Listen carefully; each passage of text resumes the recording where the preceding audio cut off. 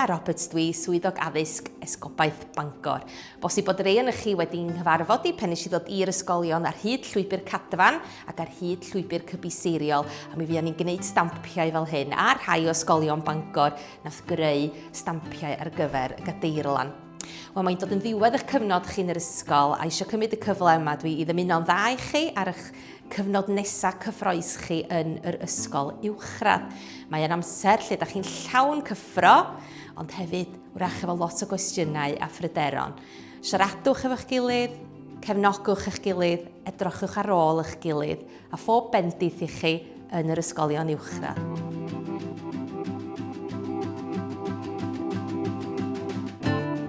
David dwi, Diocese of Bangor.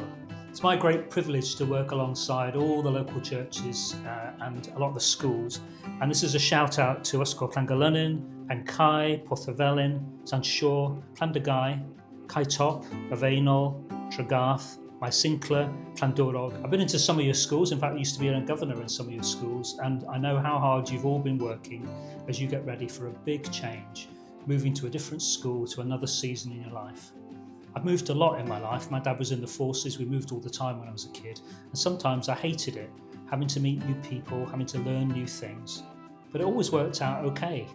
And the older I get, especially the longer I've been a Christian, knowing Yesi, I've discovered that we change and life changes, but God doesn't change. Just like our beautiful mountains that have been there for thousands of years, God can be relied upon to stay the same. So whatever lies ahead, Manhelch, enjoy, learn new things, enjoy the adventure, but don't forget, God has always got your back. Helo, Robert Townsend ydw i, a chdi y com Merionnydd, ac mae Merionnydd yn cynnwys llun ac eirionydd, ac mae hynny wrth gwrs yn cynnwys yr ysgolion yn Llanystumdwy, Foel Grom Mynytho a Fontegof. Dwi'n mwynhau dod i'ch ysgolion chi, ac dwi wedi bod yn bob un. Ac wrth i roi ohonoch chi edrych ymlaen at symud at ysgolion newydd, dwi'n dymuno pob bendith i chi wrth i chi symud ymlaen. Mae newid yn rhywbeth sy'n digwydd yn aml iawn yn ystod ein bywydau ni. Fel fica, dwi wedi gorfod newid plwyf, newid eglwysu sawl gwaith. A dwi'n cofio pan nes i adael yr ysgol gynradd yn mynd i'r ysgol uwchradd, a dwi'n cofio teimlad o, dim cweit yn siŵr be i ddisgwyl. Wel, un peth dych chi yn gwybod yw bod gennych chi ffrind yn yr Iesu. Ac mae'r Iesu yn mynd i aros hefo chi ym mhabynnag ysgol dych chi, a mae o yna fel ffrind i chi bob tro, ffrind fedrwch chi ddibynnu arno fo. Felly, wrth i chi edrych ymlaen, ac wrth i chi symud ymlaen i'r ysgolion newydd, os di pethau ddim cweit yn iawn, wel, cofiwch fedrwch chi troi at Iesu i ofyn am gymorth. A cofiwn hefyd, os di pethau yn mynd yn dda, mae wastad angen rhoi diolch i'r Iesu am yr hyn mae'n rhoi i ni bob tro.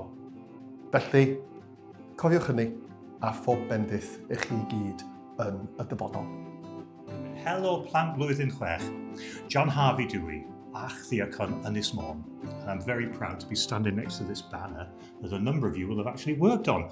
So those of you from Ysgol Santes Dwynwen and Ysgol Cubby, big shout out to you as you prepare to be leaving primary to move to secondary. Ysgol Gyrraedd to Ysgol Uwchradd. I remember it well, not necessarily for good reasons. I had a happy time, delightful time in primary school. I went to Ysgol Sanshaw in Llandudno. But I found myself very anxious for the 6 months or so before I actually moved from primary to secondary. If you ask me why, I probably couldn't tell you, other than probably just the fear of the unknown.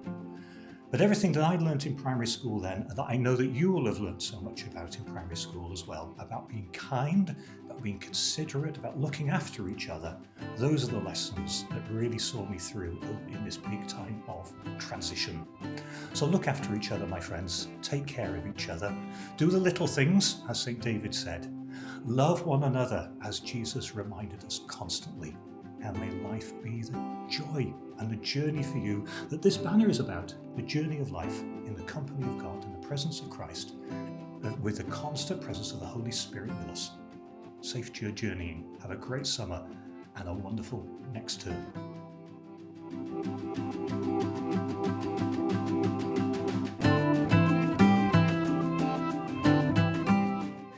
Wel, da chi a fi yn cael tro ar fyd ym mis Medi ac o'n i jyst eisiau dymuno'r gorau i chi wrth i chi symud ysgol.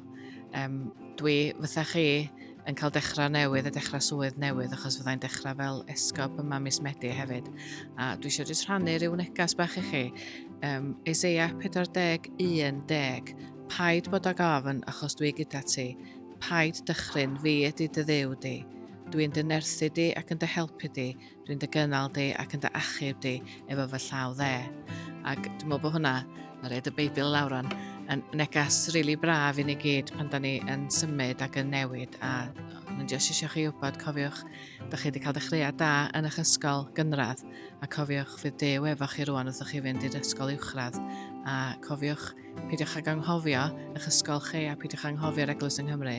Da ni yma o'ch plaid chi a da ni yma ar eich cyfer chi drwy'r amser. A dymuniadau gorau i chi. Gobeithio newch chi ffynnu a llwyddo yn yr ysgol newydd. Well, both you and I are having a big change in September because I'm moving role here from being dean here in the cathedral to being bishop, and you're moving from the school you're in now to high school, and I just wanted to wish you all the very best. And please don't worry about the move. Well, that's what I'm telling myself as well. I'm sure it'll be fine.